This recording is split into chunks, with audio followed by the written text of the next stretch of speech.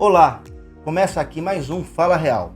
Hoje, eu, Afonso, junto com a Renata, vamos apresentar, vamos conversar, vamos aprender com um grande amigo nosso, um excelente profissional. Bom, muita coisa para contar, a Rê vai apresentar aqui, mas antes de qualquer coisa, começa a nos seguir, dá um likezinho pra gente, tá bom? E depois vai lá conhecer a Real Play. Rê, fala o nosso visitante de hoje. Não, eu tô super honrada, que tô meio um pouco nervosa até pra fazer esse videocast hoje. Porque assim, eu, publicitária, fã de marketing, todo mundo sabe, quem me conhece sabe.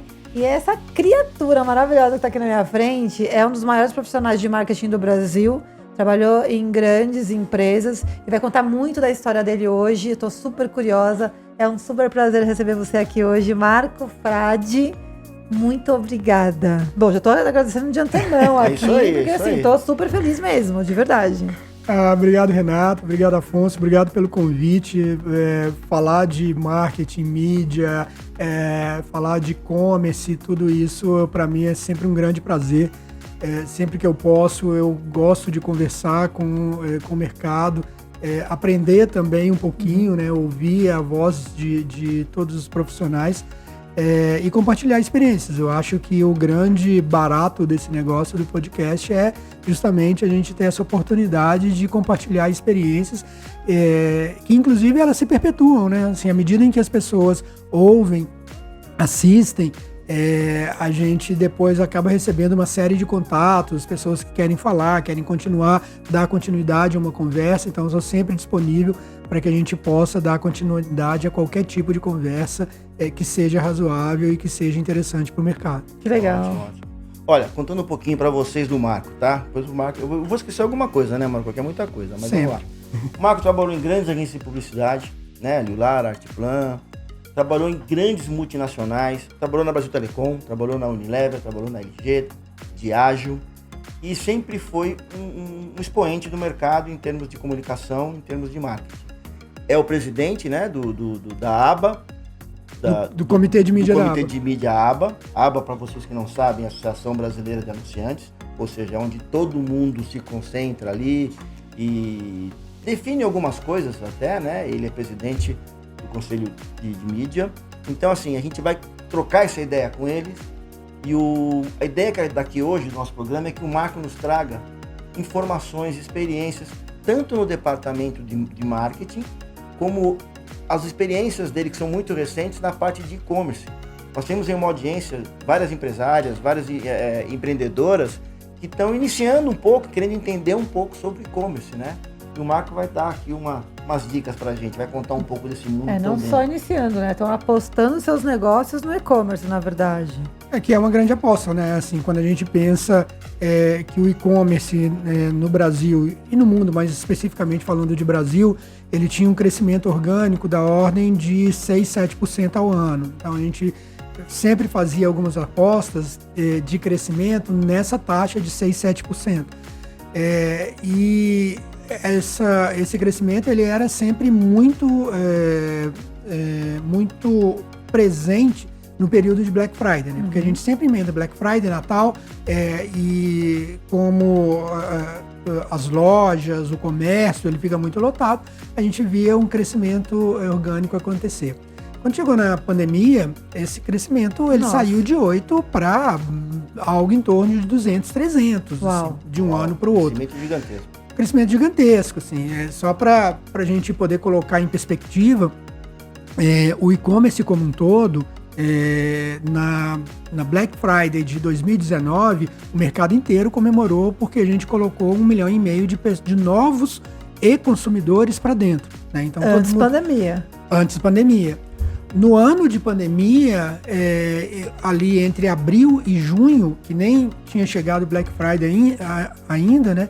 A gente já tinha colocado 7,5 milhões de pessoas ao mês para dentro do e-commerce. Isso foi uma ruptura de cultura? O brasileiro, ele tinha medo de comprar? Tinha. As barreiras de e-commerce, elas estão muito ligadas à questão, primeiro, a ansiedade da entrega. Né? Assim, porque quando você compra numa loja, você compra e sai, leva, né? E tá tudo bem. a compra no e-commerce é uma compra fria, né? Por mais que você tente engajar, que você crie um site em que as pessoas navegam, que conheçam o seu produto, interajam com o seu produto, continua sendo uma compra fria, né? Não tem aquela coisa do vendedor, aquele papo, a possibilidade de experimentar. Então, tudo isso chega a ser uma barreira. E também a ansiedade da entrega. Se eu comprei, será que chega? Né? Assim, então isso... A confiança. É a confiança.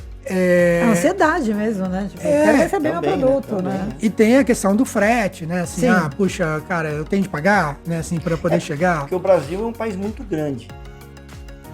E é difícil, né? Você tem que imaginar, porque essa coisa da logística deve ser uma loucura. Afonso, mas assim, a gente já caminhou bastante, né? Hoje nós temos players, quando a gente pensa em termos de e-commerce, que, como o Mercado Livre, por exemplo, entrega em qualquer lugar no mesmo dia. Mesmo dia, é loucura, né? É uma loucura, assim, a quantidade de centros de distribuição e a malha logística que eles criaram é para poder suprir um país de dimensões continentais como é o Brasil, né? E isso faz com que o e-commerce cresça, porque o que as pessoas querem é comodidade. Sim. O brasileiro mais quer comodidade. O brasileiro especificamente, muitas pessoas de outros países também, mas quando a gente fala especificamente de Brasil, o que justifica um crescimento das entregas, que são entregas imediatas ao mesmo dia, e até mesmo dos aplicativos, né? Quando a gente pensa no aplicativo como o Zé Delivery, por exemplo.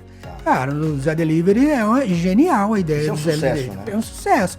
Cara, assim, eu reuni pessoas na minha casa, eu quero uma bebida gelada, ela chega para mim entre 15 e 30 minutos. Gelada, né? Então, assim, não é genial você pensar isso? Assim, eu não preciso sair de casa para poder ir lá e comprar essa bebida. E quem se beneficia com isso? Beneficia o consumidor, beneficia o canal on trade, o bar, porque de onde o Zé Delivery pega essa bebida gelada? É do comércio local. É do comércio local, é do bar local, para poder levar até lá. Então, assim, mesmo que os bares virem e falar assim, puxa, eu tô perdendo cliente com as pessoas dentro de casa, não, eu tô ganhando mais consumidores. Tá vendendo mais, né? Exato. Tá vendendo mais. Que é o que aconteceu com os restaurantes com o iFood, por exemplo. Sim. Né? É impossível um restaurante hoje que não tenha delivery. Assim, exato. É uma aposta muito pouco provável de acontecer, porque as pessoas realmente não só experimentam quando vão ao local, mas depois elas querem uma continuidade de experiência, né? E se essa continuidade de experiência ainda vem com a comodidade de receber em casa, por que não? Né? Lógico, então, a qualidade se mantém.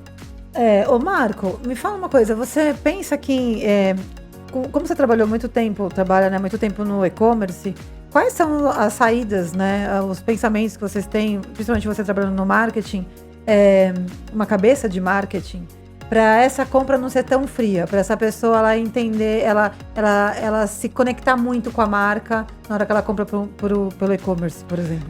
Tem algumas técnicas, Renata, que são que as grandes empresas usam, mas que eu acho que hoje está muito ao alcance de qualquer pessoa. Uhum. Eu posso criar um site de e-commerce hoje completamente gratuito numa plataforma aberta. Sim. Só se você dá um Google ali, você vai achar uma série de plataformas em que você cria um site. Tá acessível. Tá super acessível. E aí, o primeiro ponto que engaja mais as pessoas é a navegação, né? Assim, como é que você cria um site em que as pessoas se sintam confortáveis, que elas sintam facilidades de passar de uma página para outra, até chegar num carrinho de compras e a experiência de compra ser uma experiência satisfatória, né? Então, a experiência de compra, olha, a promessa do que eu estou vendendo é o que você vai receber de fato, e eu te garanto isso na história que eu conto na navegação que eu tenho do site. E além disso, eu te ofereço facilidades. Eu te ofereço pagamento por cartão de crédito, eu ofereço pagamento por Pix, dou um desconto no Pix, eu ofereço um frete para você, um frete reduzido ou um frete grátis, que é realmente o maior gancho que a gente tem de e-commerce, né? As pessoas adoram frete grátis. Eu adoro. Eu também sou super fã. Né? A gente procura até. Então, assim, toda essa soma de benefícios, e isso tudo a gente chama, dentro da perspectiva do que a gente trabalha no marketing, de UX, né? Que é o User Experience. Então, o User Experience é exatamente essa possibilidade de você construir uma navegação que conte uma história, né, e essa história ela seja uma história razoável com o público para o qual você quer vender. Então, primeiro, estudar esse público é super importante. Super importante.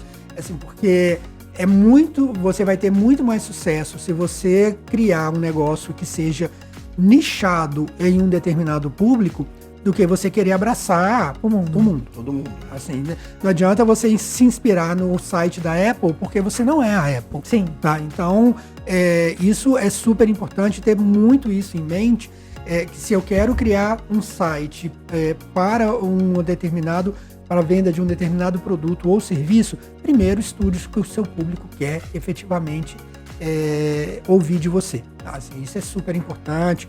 Eu acho que as pesquisas prévias que você pode fazer, inclusive pesquisa gratuita no seu próprio site, para poder entender o comportamento do consumidor, ela é fundamental para você construir essa navegação. Então, essa é uma técnica. Mas tem mais técnicas por trás, tá? Você sabe que tem uma história interessante para te falar? Da Real Play. Uhum. Há um ano e pouco atrás, a gente não é um e-commerce, né? Mas há um ano e pouco atrás, a gente fez uma pesquisa com as nossas assinantes, perguntando para elas o que elas gostariam esperavam da Real Play. Porque se a gente entrega conteúdo, e eu acho que isso vai muito de encontro com o que você está falando, a gente entrega conteúdo, ok, mas primeiro, que tipo de conteúdo são os conteúdos que elas pediram, que estão aqui dentro, mas a gente perguntou para elas o que elas esperavam da Real Play e das empresas que elas consumiam, principalmente digitalmente. Então, empresas que elas compram por e-commerce. Exato. E aí a gente colocou 50 palavras para elas escolherem 3 dessas 50. E as 3 palavras que ganharam disparado, assim, foram atenção, acolhimento e reconhecimento. E quando elas responderam reconhecimento, muitas das vezes elas estavam, eu sou cliente da empresa há anos, mas eles não sabem nem meu nome, ou nunca me deram um mimo, nunca me deram um desconto especial porque eu sou cliente antiga, ou coisas assim. Você acha que esse tipo primeiro, quando a gente tem um e-commerce, esse tipo de atenção, olhar para esse público com cuidado, é fácil de fazer? Fácil não, mas é possível fazer? É possível fazer e você tem de fazer, na realidade. Porque o que acontece para você manter uma base é muito difícil, né? Se todo mundo pensa em crescer base, como é que eu coloco mais gente para dentro? Mas você coloca muita gente para dentro, mas se o que a gente chama de churn, né? Se o seu churn, né? Se a sua saída de clientes da base, ela for uma saída muito veloz, você vai ter um negócio muito difícil de administrar nas mãos. Não para em pé, né? Exato. E assim, porque para trazer clientes para dentro da base custa muito caro. Sim. Mas para manter os clientes que estão, custa menos. Sim. Né? E aí a recompra, ela é uma recompra que é muito desejada pelos administradores, pelos gerentes de e-commerce. Por quê? Porque a recompra, ela te traz uma margem melhor de lucratividade no seu negócio que você pode investir. E como é que você trabalha a recompra, né? Você trabalha a recompra justamente com isso. Se você dividir a sua base em determinados grupos de pessoas. Olha, quem compra com mais frequência, quem está mais tempo na minha base, quem tem um ticket médio mais alto. Então, basicamente, são esses 3 pilares que você precisa dividir. Você começa a montar estratégias diferenciadas para cada um desses seus grupos, né? Então, quem está há mais tempo, eu tenho de reter, né, e eu vou oferecer para ele um determinado mimo, eu vou oferecer para ele um desconto diferenciado, eu vou surpreendê-lo, por exemplo, na medida em que ele me pedir um determinado produto e eu mando para ele também uma amostra grátis de um outro produto, né, que para mim vai ser bom essa experiência. Se eu tenho um grupo que o ticket médio é mais alto, eu vou oferecer para ele um saque diferenciado, um atendimento que seja um atendimento por telefone, por WhatsApp. Você imagina que experiência fantástica quando você rastreia, né, o produto que vai chegar até as mãos do seu consumidor e na hora em que ele está recebendo, você sabe, porque por logística você consegue saber, você manda para ele uma mensagem de WhatsApp falando o que você pode fazer com este produto. é bárbaro, é maravilhoso, né? Assim, vou falar do segmento de bebidas, que era onde eu estava, né? Imagina quando você recebe uma bebida em casa, o que você faz? Você coloca no seu bar, né, e fala assim, em algum momento eu vou consumir. Agora, se você recebe uma bebida em casa e no mesmo momento em que você recebe, eu te mando uma receita de drink, fala, opa, vou fazer esse drink. Vou provar. Legal. Se você vai provar, você chama amigos, familiares. Então, aquilo faz com que o consumo do seu produto, ele se acelere, né, e você ainda... ainda você atrai o consumidor. Não, e você ajuda a pessoa a criar momentos especiais, inesquecíveis. Exato. Você ajuda a pessoa a se conectar muito mais com a marca e essa pessoa indica a marca para outra pessoa. Exato, né? Assim, a gente divide exatamente, esse é um bom ponto. A gente divide normalmente, assim, para poder ter um serviço que é um serviço sem fricção, isso é o que a gente chama de zero base. Zero base. Você tem um serviço sem fricção. Tá? O que você promete, você entrega no prazo que é um prazo adequado. Se a pessoa tem dúvida, liga no saque, você atende, dá uma resposta. Se entra em contato com você através das redes sociais, você responde em tempo correto. Então, isso é um serviço zero base. Um serviço zero base significa sem fricção que você não vai perder cliente. Tá? Se você mantém. Tá? A segunda camada é o que a gente chama de a camada da surpresa, do surpreendente. Tá? Então você começa a surpreender com algumas coisas. Eu dou um mimo, eu dou um desconto, dou um frete grátis, eu faço atendimentos diferenciados, porque eu divido o meu público em grupos de públicos diferentes. Isso é muito verdade. Essa semana eu tenho um depoimento. Essa semana eu fiz uma compra de um livro e quando eu fui pagar o livro eu tinha um cashback. O livro saiu para mim 40% mais barato. Eu nem sabia que eu tinha. E é isso, assim, o cashback funciona bastante. Não, porque, na verdade foi um desconto, mas era um cashback. Ó, você comprou tanto aqui, o seu livro que era, sei lá, 70, vai sair para você por 48. Fiquei super feliz, quase comprei 2. A ideia era essa. A ideia era essa, inclusive. Então, nessa segunda camada, o que acontece? Você não só não perde cliente, como você ganha mais um. Exato, assim, mais um. E eu tô aqui contando, né? Exato, né? Porque você reproduz aquilo ali. A terceira camada é o que a gente chama de encantamento. Essa é assim, eu não só entrego no meu site um diferencial que é único para um determinado cliente, ou faço esse cliente entender, por exemplo, que o site foi pensado para ele e começo a apresentar determinados tipos de ações e de situações que o cliente nunca ia imaginar. Por exemplo, eu estou aqui na Real, né? Então, na Real Play, vocês conversam com muitas pessoas. Se de repente a Real Play, cujo negócio é venda de assinatura, você consegue entender que um cliente ele reproduziu uma venda de assinatura de 3, de 4, você surpreende esse cliente com uma entrega de um convite para uma determinada festa ou show, porque você rastreou que essa pessoa ela curte esse tipo de negócio. Onde você rastreia isso? Nas redes sociais. Hoje é tudo lá, né? Tudo é lá, né? Tudo é lá que acontece. Lá, né? Você imagina o que isso representa? Representa não só você não perder o cliente ou ter mais um, mas representa você ter mais 3. Então, assim, o mais 3 é o nosso ideal. Agora, o mais 3 não dá pra gente fazer sempre, porque custa caro. É caro. Né? É caro. Então, o mais 3, você tem de fazer isso como experiências exclusivas, você trazer a exclusividade para o negócio. O ideal é, primeiro, não trabalhe com fricção. Assim, o que você promete, cumpra. Okay. Né? O que você... se o consumidor ele tem algum tipo de dúvida, esclareça. Tá? Isso é o mínimo básico que o consumidor quer ter. Até porque nós também somos consumidores. Óbvio. Todos nós somos consumidores, né, em algum momento. Então, o serviço zero base, ele é fundamental, é sem fricção. Onde você vai trafegar mais é no segundo grupo. Né? Assim, no segundo grupo, para poder surpreender e trazer algumas... Fideliza, né? Fidelizar já é lá no 3. No encantamento. Já é no 3. Já é no encantamento. Aí é onde você consegue fazer alguma coisa. Você cria clubes, por exemplo. Olha, vou criar um clube de discussão, vou criar um clube exclusivo de pessoas que frequentam frequentam as festas de vinho. Tá. Né? Então, isso é um clube exclusivo que você cria ali dentro para poder fidelizar. E isso é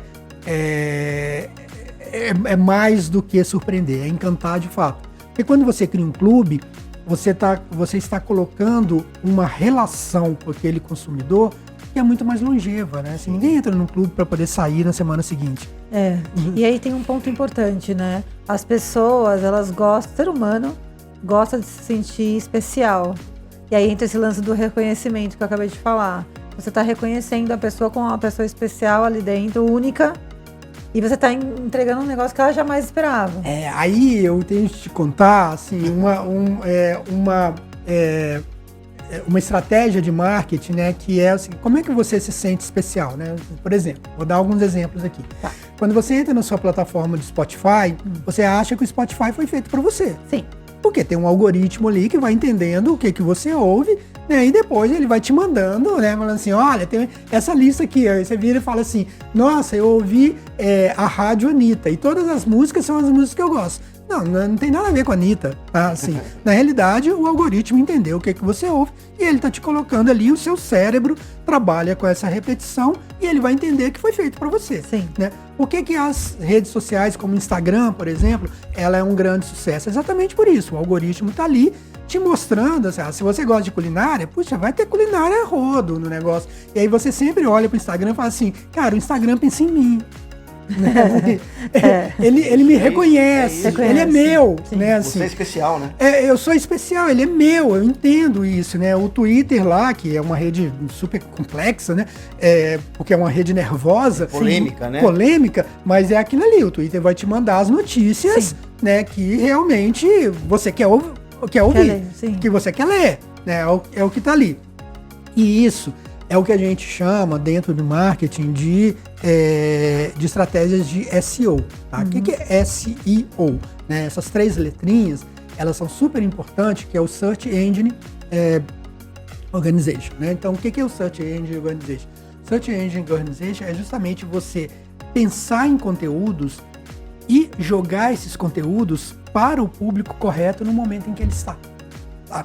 Então, assim, você cria muitos conteúdos, mas nem todos os conteúdos são para toda a sua audiência. Sim. Assim, parte desses conteúdos, inclusive quem estiver nos ouvindo agora, né, tá interessado, são pessoas interessadas em marketing, são pessoas interessadas em estratégias de compras. É muito pouco provável que alguém que está preocupado em fazer a coxinha para poder vender vai se interessar pelo nosso tema. Pro nosso tempo. Pode ser que sim, deveria. Mas porque tudo é deveria, comércio. porque é empreendedora, né? Exatamente. Mas existem temas que são um pouco distantes que eles não vão participar desta conversa. Então, o SEO ele faz exatamente isso. É você criar conteúdos e jogar esses conteúdos de uma forma muito bem pensada nas suas redes sociais, na sua própria plataforma, né? Então a gente fala da plataforma da Riel. Na plataforma da Riel tem determinados conteúdos para determinados tipos de público e eu uso o algoritmo em favor disso. Eu vou lá no meu Instagram e coloco determinados conteúdos e vou não solto para minha audiência inteira. Eu solto para uma determinada audiência. Eu coloco algumas palavras-chave no buscador do Google que são palavras-chave que realmente interessam a determinados tipos de público e só entrego para esse tipo de público. Sim. Então, essas estratégias, são técnicas que a gente usa de uma forma muito bem aprofundada, porque a gente controla essas plataformas. Tá? Assim, quando a gente faz isso no marketing. É muito difícil para alguém, por exemplo, falar assim, puxa, eu empreendedor, faça um SEO. É difícil, né? Assim, porque você precisa de alguém muito técnico para isso, porque exige linguagem de programação, exige você entrar na plataforma, exige você entender o que é um algoritmo, fazer com que esse algoritmo trabalhe. Mas existem técnicas que são muito simples, que primeiro, entenda quem é seu consumidor, divida ele em grupos para você poder trabalhar e entregue para eles determinados conteúdos que você vai fazer de qualquer forma, mas de forma diferenciada. Não entregue tudo para todo mundo. Porque se a pessoa não se sente exclusiva, como você falou, se ela não sente que é para ela, em algum momento ela te rejeita e ela vai virar churn. Vai sair da sua Vai base. sair da sua base. Vai sair da sua base. Vai embora. A gente tem percebido muito isso quando a gente olha, por exemplo, o conteúdo de maternidade. É um conteúdo exclusivo ali para mulheres que estão grávidas e depois tem os filhinhos até 1 aninho, por exemplo, de idade. Essas mulheres, elas normalmente não têm um conteúdo específico para elas gratuitamente. E aí, quando a gente vai fazer uma ação exclusiva, porque a gente consegue rastrear na plataforma quem assiste qual conteúdo. Então, se você entra lá, eu sei exatamente o conteúdo que você assistiu. E aí a gente consegue ver que essa mulher tá ali focada. Então a gente chama essa mulher ou ela tá grávida ou ela tá com recém-nascido. Então fazer ação específica para elas. Isso já entra no encantamento? Isso já entra no encantamento, porque na realidade, assim, o que você está fazendo? No fundo, vou traduzir aqui em linguagem técnica. Tá. Né? O que você está fazendo é o que a gente chama de business intelligence. Então, o que o business intelligence faz? O business intelligence, ele coleta essas informações, coloca isso numa base e você consegue selecionar isso em determinadas caixinhas. Então você está falando assim, eu sei que são mulheres grávidas ou que têm filhos até 1 ano e meio, então essas mulheres vão ficar aqui. Né? E é para elas que eu vou direcionar este conteúdo. Toda vez que você direcionar um conteúdo para ela, cada vez mais ela vai entender que a plataforma é para ela. Né? Porque não chegou para ela, por exemplo, um conteúdo de futebol. Sim. Porque não é o momento dela. Não é. Né? E isso é um ponto. O segundo ponto, e aí saindo um pouquinho da linguagem técnica, indo para a linguagem mais qualitativa. A gente trabalha com ocasiões. Porque as pessoas vivem de ocasiões. Né? Então eu estou aqui neste momento sentado na frente de vocês e nós estamos falando de estratégias de marketing e estratégias de mídia. Isso é uma ocasião. Né? Em algum momento eu vou voltar para minha casa, eu vou jantar com a minha família, minha mulher e meus filhos, e ali é uma outra ocasião. As pessoas, elas vão transitando de ocasiões. O que faz com que o seu negócio tenha sucesso é entender as ocasiões das pessoas. Porque as pessoas, elas não são únicas. Né? Assim, você não pode taxar uma pessoa e falar assim, essas aqui são as mães.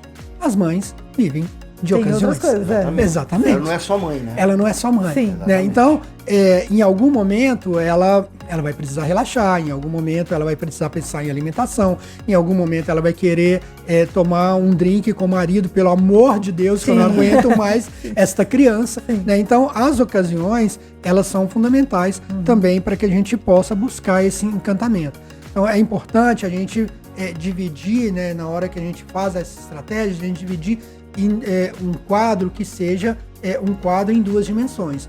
Aqui você faz os seus clusters, né, os seus grupos de pessoas que você reconhece pelos dados que você tem rastreados, e aqui, nessa dimensão, você estabelece as ocasiões em que você vai falar com ela. E essas ocasiões são as ocasiões propícias para que você traga esse encantamento no momento correto e na hora correta. Você vai acertar de primeira? Não. Mas você tem muito mais chance de acertar. Tá. Ele tava falando, você tava falando, e eu tava pensando. A gente tava falando da gravidez, desse exemplo. E aí eu pensei o seguinte: eu, como mulher, tava pensando, mas interessante, será que se eu fizer. Não tô falando como marqueteira agora, eu tô falando como uma mãe mesmo. Mas e os meus outros momentos? Porque eu quero, por exemplo, voltar a trabalhar, eu quero, por exemplo, voltar a emagrecer, eu quero 1000 coisas enquanto eu sou mãe.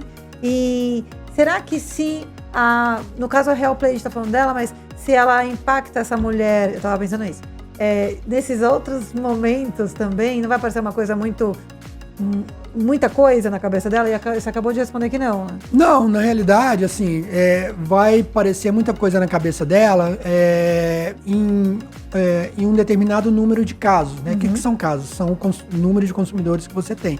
Mas quando você dividiu isso num grupo, você aglutinou muitas pessoas nesse grupo.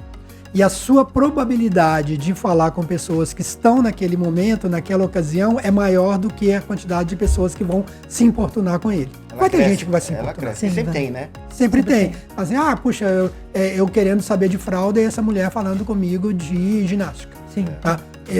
mas esse não é o meu momento. Mas não é o dela. Mas no grupo é o de pelo menos 60%, 70% do seu grupo. Então tá valendo, né? Então tá valendo.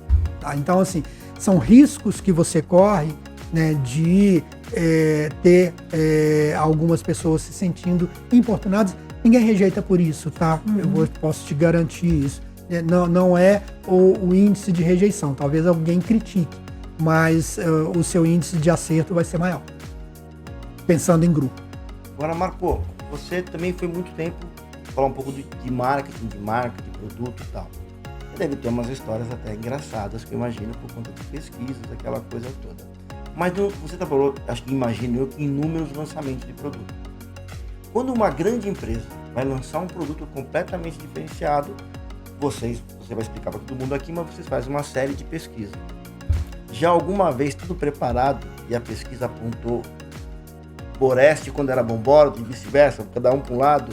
Já chegou a ter alguma coisa assim de falar, gente, acho que nós... Estou falando da comunicação, estou falando do produto e do público final. Já passou algum apuro de lançamento? Fala, meu Deus do céu, tem que mudar o rumo? Ou os números não aconteceram como vocês queriam e vocês mudaram determinado rumo? Tem um ponto aí, Afonso, que é muito interessante, né? As pessoas... existe um mito de que as grandes empresas acertam sempre. Elas não acertam, né? Não acertam, tá? Isso é um mito. É isso, né? Assim, é um mito muito grande. Eu tenho uma grande amiga que eu considero como uma das pessoas mais inteligentes que eu conheci na minha vida, assim. Quando eu era estudante de comunicação, de publicidade em Belo Horizonte, eu vinha a São Paulo, eu sou de Belo Horizonte, eu vinha a São Paulo para poder assistir as palestras dela, porque, assim, eu ficava admirado, assim, como fala a Sônia Leme. A Sônia Leme é uma entidade para mim.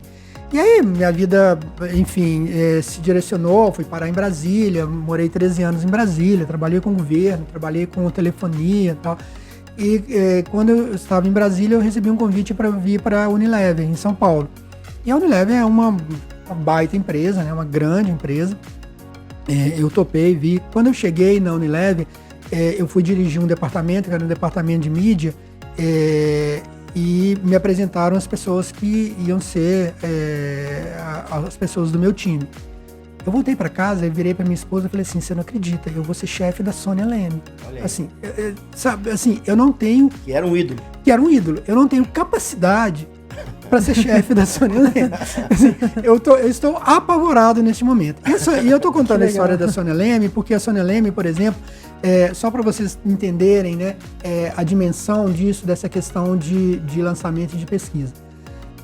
Quando a fralda descartável foi lançada no Brasil, lá na década de 70, a Sônia Leme era uma entidade em pesquisa no Brasil, né? E quem lançou foi a Procter & Gamble. A Procter trouxe as fraldas descartáveis e fizeram um grande lançamento, né? Ficaram ali um ano batalhando com a comunicação de que as fraldas descartáveis elas seriam muito mais úteis para a mulher moderna, para a mulher mais prática, que ia, né, deixar de usar fralda de pano para poder usar fralda descartável. Não vendeu nada. Por quê? Porque quem poderia comprar fralda descartável, que era um lançamento, um negócio novo, era uma mulher de alta renda que não lavava fralda de pano. Nunca nem viu. Nunca nem viu a fralda de pano. Quem lavava a fralda de pano era empregado. A Sônia Leme foi lá, fez uma pesquisa, mostrou isso para todo mundo e falou assim, olha, não é na mulher que vocês têm de focar, é no bebê. É no cuidado da pele do bebê. Porque quando você falar no cuidado da pele do bebê, a mãe vai virar e falar assim, não, é o meu bebê. Eu quero. Então, quando você pensa, né, que essa mulher, né, influenciou toda uma geração.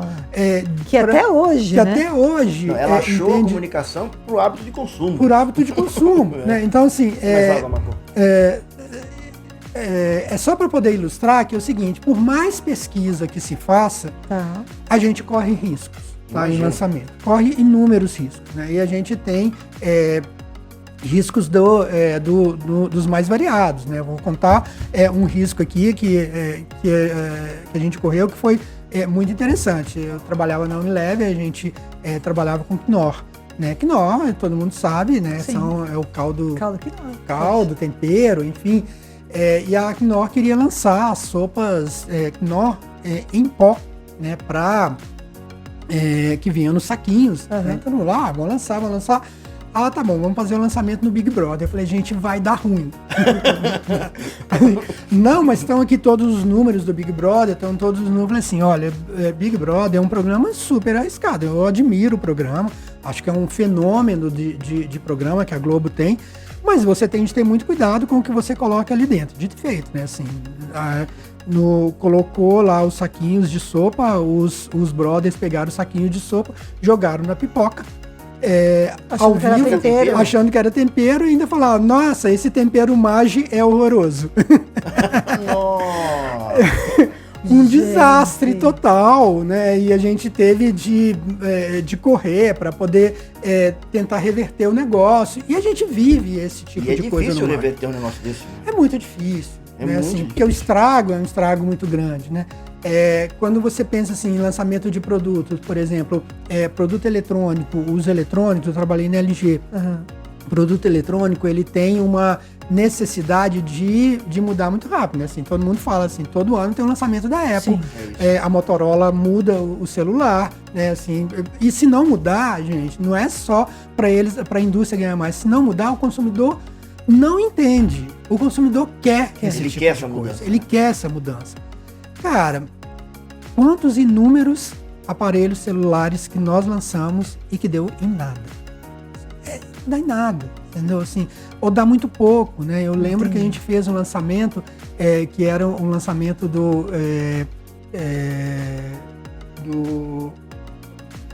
numa linha de celular da LG que chamava K, né? Então eram os celulares K. Então era K9, K10, K11, K12. Aí quando chegou lá no K13, a gente lançou com um rapper chamado MC Kevinho, né, para poder associar o K de Kevinho com o celular. Um desastre. Foi um desastre? Um desastre total, assim, Entendeu. porque o menino, ele aparecia em todas as baladas com um iPhone. Não Eu acredito, gente. Mas você Ai, não dá. famoso tem no pé. Ai, que preguiça dessa povo. Gente. Um desastre. Então, assim, tem variáveis que são incontroláveis no marketing que realmente viram memes, né? Verdadeiros memes. Viram histórias, assim, que a gente guarda para a vida, assim, para poder entender que nós somos humanos, né? Assim, os marqueteiros são humanos. A gente não acerta sempre. Toda hora. Tá? A gente não acerta toda hora, existe muito desperdício em inovação, o que é muito, muito ruim. Tá? No Brasil, por exemplo, a inovação é um grande problema, é uma grande fonte de desperdício, e as empresas, inclusive, no Brasil, têm muito menos disposição em investir em inovação por causa da qualidade do que se inova. Entendi. Né? Porque a gente acha que inovação é aquele insight, aquela luz que apareceu ali. Né? A cultura norte-americana e a cultura asiática, principalmente, quando eles pensam em inovação a médio e longo prazo. Né? E isso é extremamente importante. É uma programação. Não, eu ia perguntar isso. Quanto tempo, mais ou menos, de estudo você tem, por exemplo, você trabalha na LG, para vocês lançarem um aparelho novo, mesmo que seja de celular ou de televisão, enfim? Depende do segmento e do produto, né? Celular, a gente acaba, como a rotatividade é muito rápida, a gente acaba correndo muito mais risco. Mas, por exemplo, lá em 2016, eu estava na LG, estava na Coreia. Lá em Seul, né, a gente estava no escritório da LG, até um puta escritório muito legal, super bacana, estava lá trabalhando, já tinha alguns dias, né, sentado numa baia com o meu laptop ali, e do lado tinha uma parede branca, lisa, que eu tinha sentado ali pelo menos uns 3 dias, e para mim era uma parede e tal. Aí um dia eu tô lá sentado, chegou um coreano, deu um toque na parede, era uma TV. Você achou que era uma parede? Mas o que é isso? Assim, isso é uma lâmina, né? É uma lâmina que fica ali super transparente, que você entende que é uma parede e que você dá um toque e ligou uma TV. Uau. Tá ali. Isso em 2016. 2016. Até hoje isso não foi lançado. Não tem aqui. Não lançaram ainda. Não, nem aqui nem lá. Nem Lá aqui tem? nem lá. Ah, nem Não lá. foi lançado. Não foi lançado ainda. Eles É objeto de estão estudo. trabalhando, Né, estudando. de estudo. Lá na LG, por exemplo, esse local que eu estava, que é uma cidade tecnológica próxima de Seul, quando eu falasse, você vai ter de ir para essa cidadezinha e ficar lá, né? Eu falei assim, uma cidadezinha. Quando eu cheguei, assim, o campus de estudo da LG é como o campus de estudo da USP. São vários prédios, assim, e eles têm um investimento, que é um investimento extremamente alto em inovação de médio e longo prazo. Entendi. Aqui no Brasil, a gente, acho que é muito não só no Brasil, né, pela cultura latino-americana, a gente vive numa ansiedade do imediatismo. Sim. Né? Então, tudo é agora, assim. Então, tem de pensar, lançar em 3 meses. Gente, o risco é alto. Muito alto. Muito alto. Tá? Então, gasta-se muito investimento em inovação, que são inovações furadas. Eu, particularmente, eu tendo a achar que não só as pesquisas elas precisam ser melhor aprimoradas, mas também o investimento ele tem de ser pensado muito mais em médio e longo prazo quando você quer fazer alguma coisa muito mais assertiva. A gente costuma fazer muito mercado teste, né? Então, vou dar um exemplo aqui da Diageo.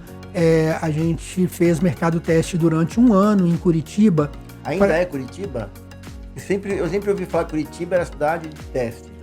Depende de produto, né? Assim, tem Belo Horizonte, tem Goiânia, tem Rio de Janeiro, né? Depende muito. A gente, antes de escolher o mercado teste, inclusive, a gente pensa bastante nisso. Eu vou te falar por que foi Curitiba neste caso. A gente precisava lançar Blonde, que é um blend de whisky Johnnie Walker. Depois de mais de 50 anos, a Johnnie Walker permitiu um novo blend, né? Porque eram sempre os tradicionais Red, Black, Green, Double Black e Blue, né? Então, era sempre 5. Mas quando a gente foi lançar Blonde, Blonde era um blend em que você tem um whisky que é feito para misturar. Tá.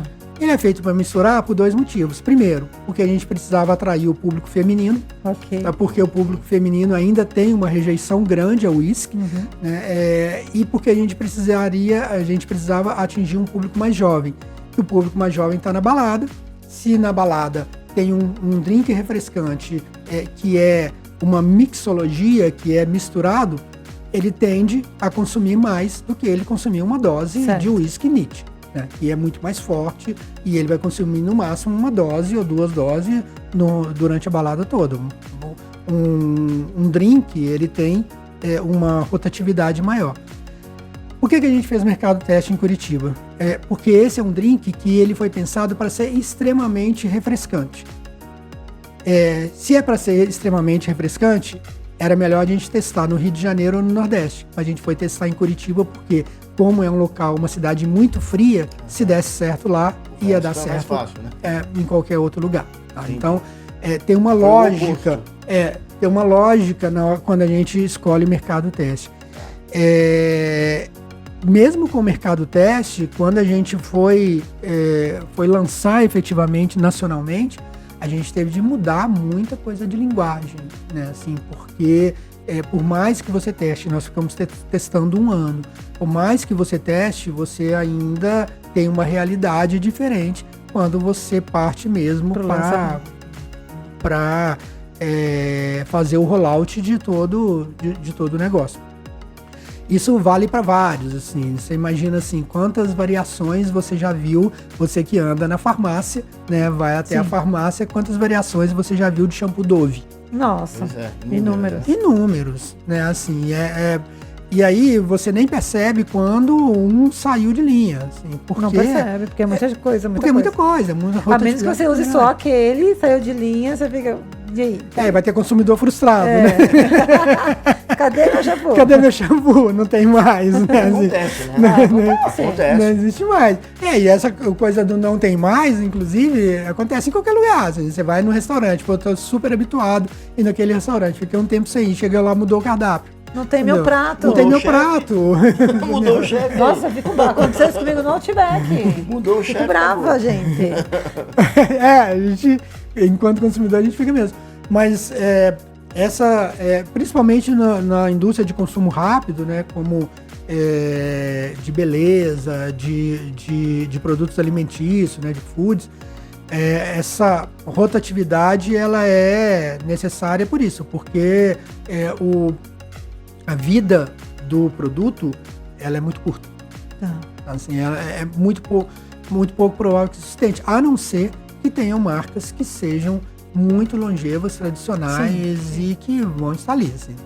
Até hoje, você encontra leite de rosas. E leite até de rosas hoje continua sendo leite de rosas. Sim. Tem quantos anos, né? Não, já, sei lá, mas centenas de né? Então, tem que se ter muito cuidado com relação a isso quando a gente fala de inovação. Inovação é bom, é necessário, mas ela não pode ser a base do sustento do seu negócio. Você prefere trabalhar muito bem o que já existe e dar certo do que ficar apostando em inovação, por exemplo? Eu acho que tem de ter uma certa dose de percentual de investimento em inovação. Uhum. É necessário, porque senão você não vai oxigenar e você vai ficar estagnado. Em qualquer negócio, seja negócio de produtos de giro rápido, seja de bens de consumo, como máquinas, enfim, automóveis, arquitetura, enfim, tudo precisa de uma certa dose de inovação. Mas a sua dose de inovação, ela não pode ultrapassar aí, eu digo, vou falar em números, mais do que 10% do seu negócio. Porque senão você está colocando o seu negócio muito em risco.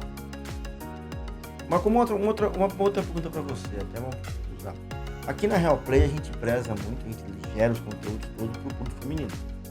É o nosso público, é o nosso target, a gente levando coisas novas para mulheres, tentando acolher a todas elas, cada um, nós tratamos de 36 temas e tal. No histórico do marketing, teve ou vem tendo muita mudança, você trabalhou com bebidas, enfim, em vários produtos, para se falar com a mulher. Como é que está a comunicação hoje com esse público? Que eu acho que ele cresceu em termos de poder aquisitivo mesmo, de decisão de compra em algumas coisas que antigamente acho que não tinha ou não tinha o hábito de compra. E quando foi essa mudança dentro do marketing? Olha, Afonso, eu vou ser bem honesto com você. Eu acho que o público feminino sempre esteve aí. Não, sim. Sempre esteve o maior aí. Consumidor, claro. Sempre foi o maior consumidor e, no fundo, sempre foi o maior decisor. Tá? O que mudou foi a linguagem de comunicação para as marcas perceberem que o estereótipo não funciona mais. Esse é o ponto. Estereotipar a linguagem do corpo da mulher, da submissão da mulher, da aspiração, é alguma coisa que está muito fora de moda, e a marca que ainda está nisso perdeu o bonde da história, né? Assim, acho que a mulher, ela não só conquistou seu espaço desde a década de 60, por aí, que a gente vê, né? Assim, a gente vê movimentos em relação a isso. Que começou lá na década de 30, em que a mulher pôde votar, e a partir da década de 60, com o advento da pílula, a mulher falou, sim, tenho tesão e eu vou tomar pílula, porque meu corpo não é só para reprodução, então a gente... Eu quero ter prazer, óbvio. Eu quero ter prazer, e isso mudou completamente a história da humanidade, ainda bem que mudou, e mudou para muito melhor, e espero que mude para muito mais ainda. Eu, particularmente, inclusive, acho que o único plano efetivo de igualdade no mundo corporativo não é você diminuir a licença maternidade, é você dar o mesmo tempo de licença paternidade. O pai. Porque quando você faz isso, você dá um recado para o empregador que tanto a mulher quanto o homem, eles têm a obrigação sobre uma criança e eles vão ficar igualmente. Porque você tira do empregador justamente o argumento de que a mulher dá mais prejuízo. Tá? Porque é exatamente o oposto. Para mim, o único plano que existe de igualdade no mundo corporativo é você dar a licença paternidade E tira até para o peso homem. da mulher, né? E tira o peso. Ele vai pra casa pra ajudá-la, né? Para ajudá-la, não, para assumir a responsabilidade. Não é ajuda. Ele tem que estar presente até pra fazer isso. Agora, se Exato. ele tem 3 meses, 2 meses, 1 mês, a mulher tem Não, mais, ele né? tem 5 dias, a mulher não. tem 6 meses. É, 4 meses e mais um de E as férias, férias, entendeu? sim, Então, assim, eu acho que a gente tem de pensar nisso e a gente tem de pensar também quando a gente fala assim, puxa, no mundo corporativo a gente precisa de cotas de mulheres. Para quê? Se for só para o chão de fábrica, é muito simples chegar lá, mas cota de mulheres tem que ser cota de mulheres em cargos de liderança. Sim. Sim. Porque senão não faz sentido. É a mesma coisa quando a gente fala assim, puxa, eu tenho um programa aqui para poder trabalhar a questão da etnicidade. Né? Então nós temos cota para pessoas negras. Em cargos de liderança ou só no chão de fábrica? Exato. Né? Então, onde é que nós estamos colocando essas pessoas exatamente para que elas possam assumir o lugar de fala delas? Eu acho que isso é extremamente importante, tá? E a gente pensar nisso. Dentro dessa mudança toda, quando eu perguntei das campanhas e tal, você que teve agora recentemente uma empresa de bebida, antigamente você não via uma campanha de uísque para mulheres, ou olhando para esse público. Hoje existe. Hoje existe e tem de ter mesmo. É isso, então, mas essa... Mas tem de ter colocando a mulher como a protagonista consumidora, não colocando a mulher como a aspiração para uma conquista do homem. Sim, então, sim. acho que isso é Ela extremamente consumindo importante. uísque na hora que ela quer, como ela quer. Entre amigos, entre amigas, numa situação, numa ocasião, né? E eu acho que as ocasiões, elas são ocasiões, de novo, né? A gente tem de pensar em ocasião de acordo com a realidade socioeconômica de todos os nossos públicos, mas o estereótipo, ele não vale mais, né? Assim, ele não faz mais sentido. Eu me lembro que quando começou um movimento para poder trazer mais pessoas negras para a publicidade, a gente viu muito estereótipo ainda. Era do tipo assim, olha, o quanto eu sou moderno, eu tenho negros na minha propaganda. Exato. Né? Assim, mas não é isso, gente. Não é a sobre ideia não é isso. essa, né? É como toda a discussão que a gente tem hoje de ESG, né? Assim, de sustentabilidade. Então tá bom, vamos falar de sustentabilidade, né? Vamos falar de sustentabilidade, a gente salva o lago, mas cospe na rua. Exato, assim, não faz o menor não faz o menor Joga uma sentido. lata na rua, joga um plástico na rua. Assim, a gente planta uma árvore, mas polui o Tietê, né? Então assim, gente, vamos ser mais honestos nas coisas, né? Do que a gente quer falar em termos de sustentabilidade. Se a gente quer falar de sustentabilidade, mesmo de fato, vamos começar a olhar ao nosso redor. O que a gente está fazendo ao nosso redor, de fato? Assim, o que as empresas estão fazendo ao redor delas, de fato, para poder trazer o discurso da sustentabilidade? Então, esses pontos... Já começa na sua casa, né? O que você já está fazendo? Ou na sua empresa, né? Na sua empresa, exatamente. Exato. Assim, cara, assim, é muito fácil falar assim, puta, a gente está vivendo uma situação de clima em que provavelmente nós vamos arder no fogo do inferno, não porque vai vir um demônio, é porque a gente botou fogo mesmo. A gente né? fez isso. A gente fez isso. Cara, e o seu consumo em casa, como é que tá, amigo? Assim, quanto você tem contribuído para isso de fato? Assim, quanto você tem ensinado os seus filhos que um banho não precisa ser de 40 ou 50 minutos? E é muito interessante você falar isso, porque assim, você está numa posição que você tem teoricamente, com certos limites, mas você tem normalmente a autoridade para passar a informação para essas pessoas mudarem seus hábitos. Independente do segmento que você está, você pode criar campanhas ou criar comunicação para que essas pessoas, independente do assunto, sustentabilidade ou whatever, você consegue fazer com que o seu trabalho impacte as pessoas de uma maneira positiva para que elas captem essa informação e coloquem em prática nas suas vidas. Mas o quão difícil quando você está falando de uma empresa grande, você conseguir implantar de fato uma ideia que você teve. Que seria essa ideia, né? Eu acho que tem um ponto que você coloca, que você traz, Renata, que é extremamente importante, que é o seguinte. Qual que é o princípio da mudança de hábito? Né? Assim, o que muda um hábito? Né? Assim, o que muda um hábito é uma atitude.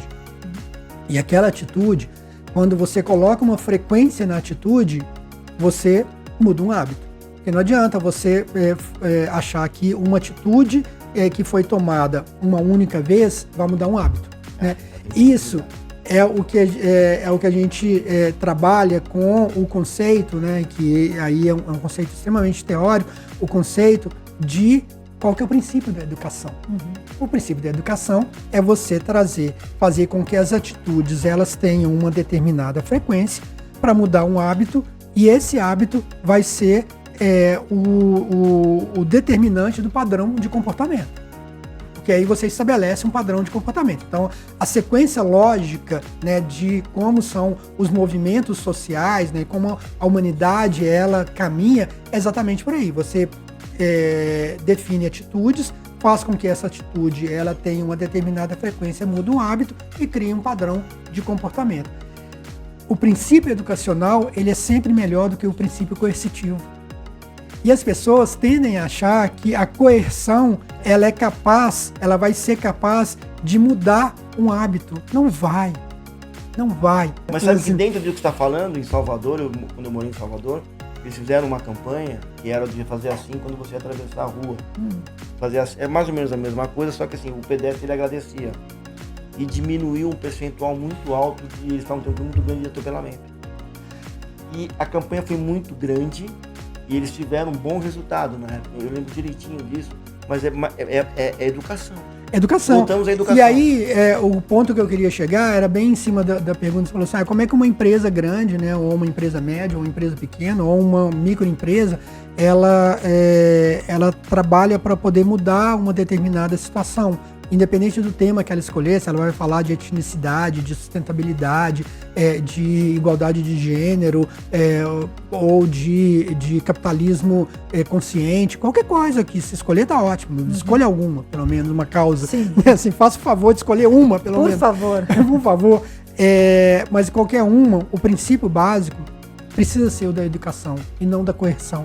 Né? Assim, a coerção, você colocar punição, você trazer multas, isso não educa. Não educa. Isso é anti-humano. Assim, porque a mente humana, ela trabalha com isso. Ela trabalha com essa lógica. A lógica do eu tenho uma atitude, eu incorporo essa atitude com uma determinada frequência e eu crio um hábito. Entendi. Né? Assim, isso é fundamental. E é assim que nós criamos nossos filhos, Sim. né? A gente faz exatamente isso. Ou então, como é que você ensina o cachorro a fazer xixi no local correto? Sim. Gente, é isso. Assim, você vai mostrando para ele que aqui não se faz, se faz aqui, e você vai dando uma frequência na atitude que precisa ser tomada. Então, isso é todo o princípio educacional que a gente precisa implementar. E quando eu falo do princípio educacional, é justamente isso, porque as empresas, muitas empresas estão preocupadas com capacitação técnica, mas a gente tem de capacitar pessoas, né? Assim, só capacitação técnica é muito fácil a gente ser substituído humano, né? Por robô em algum momento, assim, porque vai ser muito mais eficiente. Mas onde é que entra toda a subjetividade, onde é que entra todo o emocional, onde é que entra o capital humano neste negócio? Né? Então, é o capital humano que a gente tem de pensar em trabalhar isso de uma forma mais ampla. Até porque, assim, depois da pandemia, né, o negócio de burnout e estresse em empresas assim, cresceu absurdamente. Nossa, absurdamente. Porque e cresceu por dois motivos. Primeiro, porque realmente as pessoas se sentem muito sobrecarregadas. E segundo, porque as pessoas perceberam que elas não precisam ficar sobrecarregadas. E assim, o se conformar em ficar sobrecarregado é coisa do passado. Virou coisa da década de 90, dos anos 2000, 2010. Acabou. Entendeu? Hoje, a nova geração lida com isso de uma forma muito mais sem culpa do que nós. sente de que culpado, somos dessa geração. A gente se sente culpado. Muito. Só vou embora quando acabar isso. Exato. E assim, só vou embora quando eu entregar isso. Os caras viram e falam assim, gente, eu vou embora quando der. Entendeu? Porque eu preciso ter qualidade de vida. Né? Eu preciso, por exemplo, hoje... Eu visitei uma empresa, né, e falei assim, que legal, mas vocês têm um refeitório? Sim, a gente teve de colocar um refeitório porque as pessoas trazem muito mais comida de casa. Uhum. Porque a saudabilidade alimentar, ela aumentou muito com a pandemia, ainda bem, sim, né? E as pessoas perceberam que não é só a qualidade dos alimentos, mas é o preparo.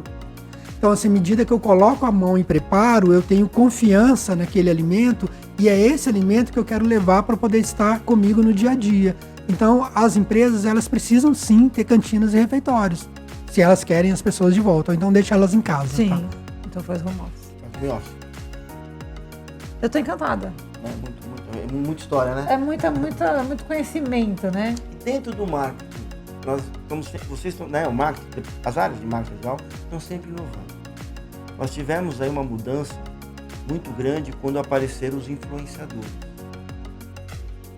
Isso é uma coisa que, assim, como é que foi para quem está do lado do marketing encarar essa mudança?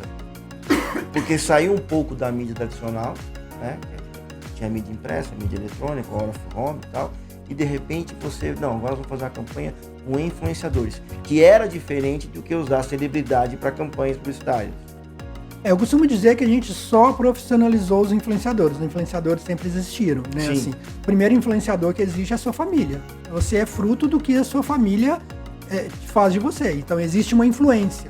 A influência já existe, né? Assim, se você for pensar que o primeiro grande influenciador que existiu no mundo foi Jesus Cristo e tinha 12 seguidores só, e assim mesmo foi crucificado, a gente sabe que a influência, ela existe desde que o mundo é mundo, tá? O que aconteceu foi o fenômeno de transformar isso numa atitude profissionalizada, que veio muito das redes sociais. Então, as redes sociais, elas propiciaram esse tipo de situação, né? Principalmente aí o YouTube, que foi talvez o pioneiro em trazer o que se chama hoje, né? Hoje a gente vira e fala assim, o que você quer ser meu filho? Médico, engenheiro? Não, eu quero ser youtuber, né? Ser YouTuber, assim, ou eu quero ser influenciador. Porque o que domina realmente e marca a nossa sociedade. Tá tudo certo, gente, em relação a isso. O que não tá certo foi a forma como isso se profissionalizou. Assim, porque no início existia muita experiência mal feita de influenciadores, né? Assim, as marcas não sabiam quanto pagavam, não sabia o retorno, não sabia se isso era certo ou errado, não sabia os limites, não investigava direito qual que é a história daquele influenciador, né? Não se estabeleciam contratos que fossem contratos que fossem razoáveis. Eu me lembro que logo quando entrei na Diageo, teve um grande estresse, uma grande crise com um influenciador que foi acusado de pedofilia, tá? E era um grande influenciador. O rapaz ficou super mal, né? Mas a gente levantou a mão e falou assim, olha, querido, os seus posts estão com a nossa marca, então você tem que tirar. Eu não vou tirar.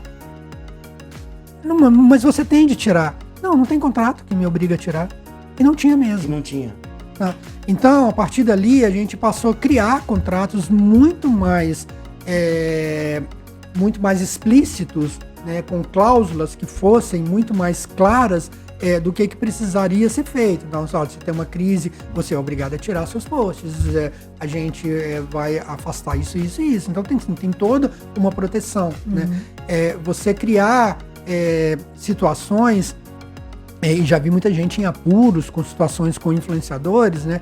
A gente mesmo, eu contei um caso aqui recente do cara que usava iPhone e a gente fazia campanha do nosso celular. Mas existem casos até muito mais gritantes, né? De pessoas que se manifestam politicamente, que se manifestam com com falas que são falas contrárias aos valores da companhia, né, assim, fora nas redes sociais. E essa previsão disso é muito difícil de você manter, é o ser humano, né? Então eu acho que a profissionalização em si dos influenciadores, ela começou mal, tá? Hoje a gente tem um aparato muito mais profissional e que nos dá segurança enquanto segurança de marca, né? Então, tem empresas mais especializadas, tem empresas que investigam, que vai lá e olha lá o post do cara em 1980 e tanto. Se é que existia um post lá. Pode ser que acho que não. Mas vamos lá, o post do cara em 2012, tá? Assim, o que ele falou em 2012? Porque isso, a internet não perdoa, né? A internet fica lá, né? E resgatam, né? A internet é aquela fonte, né? Assim, e resgata isso e usa isso contra marcas e garantir reputação de marca é muito difícil.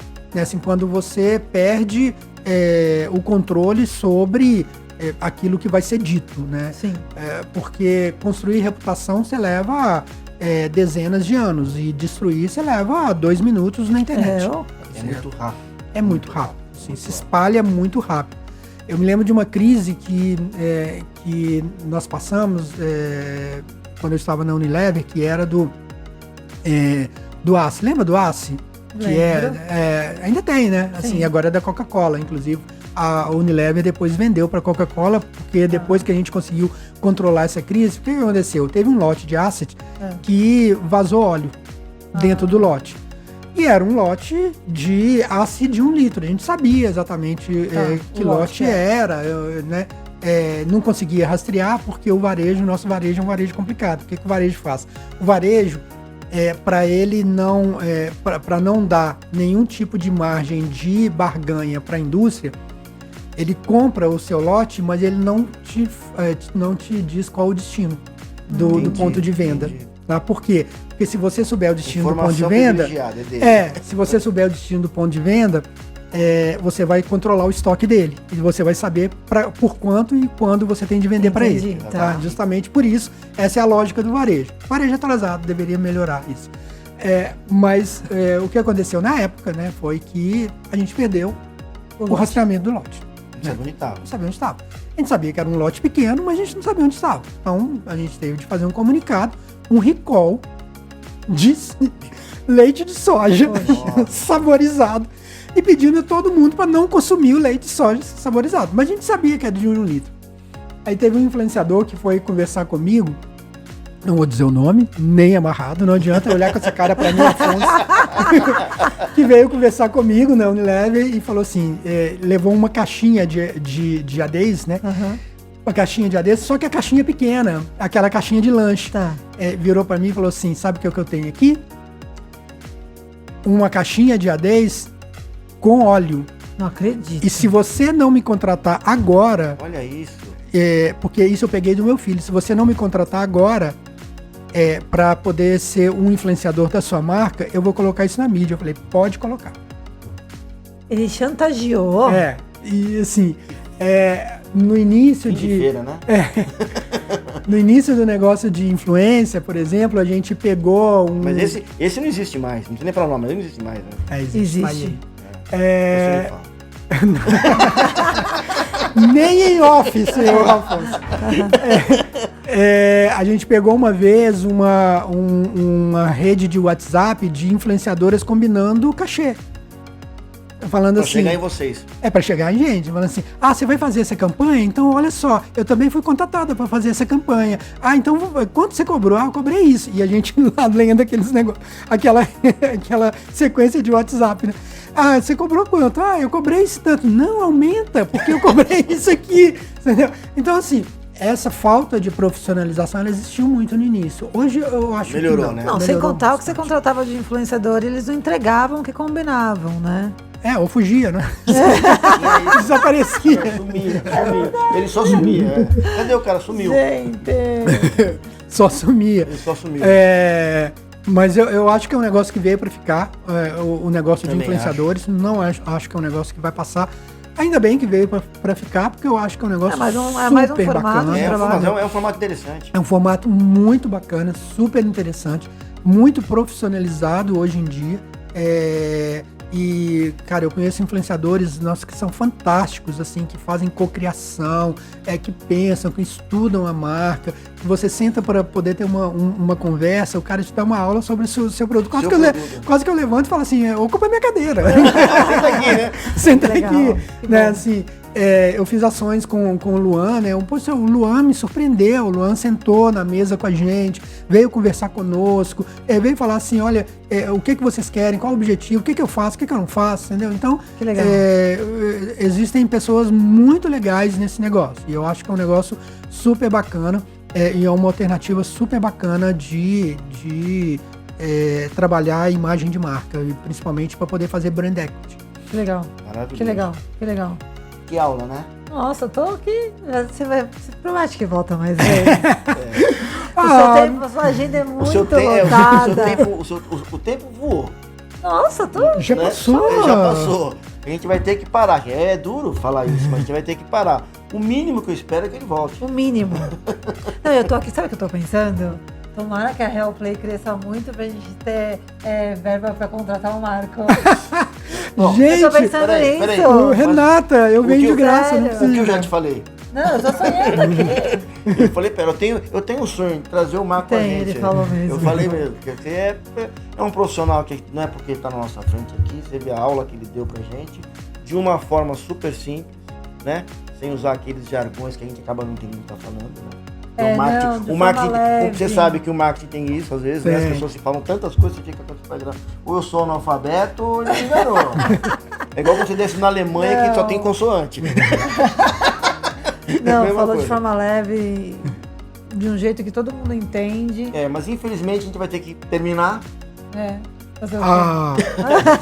Marco, assim, obrigado. Acho que você deixou aqui um recado. Você falou de N temas, você defendeu teses, você pensou nas empresas que estão começando, nas médias, nas pequenas, você até citou. Busca uma causa, né? Busca algo que você possa acreditar. Eu só posso agradecer. Eu também. Sabe, em nome da Real Play aqui, eu e a Renata, a gente quer agradecer muito isso e sabe pegar a tua agenda, ver quando é que você pode poder voltar. Exato. Eu agradeço muito o convite, né? Eu gosto muito de falar, assim, eu costumo dizer que, assim, gente, coloca um microfone na minha frente que é um perigo. Ainda mais um microfone desse tamanho aqui, olha, é um perigo dobrado. Porque aqui não tem economia, né? Aqui não tem economia nenhuma. Mas estou super disponível, quem quiser conversar, bater papo comigo, eu sou muito acionável, principalmente pelo meu LinkedIn, é Marco Frade, é super fácil me achar. Eu não sou muito presente em outras redes sociais, até tenho. E gosto muito de curtir, mas no LinkedIn eu converso melhor. Que legal. Principalmente sobre mercado. Eu acho que ali é o lugar para a gente poder ter essas discussões. Marco, obrigado. Obrigado. E assim, foi maravilhoso. E você tá terminando mais um Fala Real. Tá. Dá o seu likezinho, assina o nosso canal e dá uma pesquisadinha lá no www.realplay.com.br você conhecer um pouquinho mais do nosso trabalho. E manda esse vídeo para sua amiga empresária empreendedora, porque definitivamente ela precisa assistir.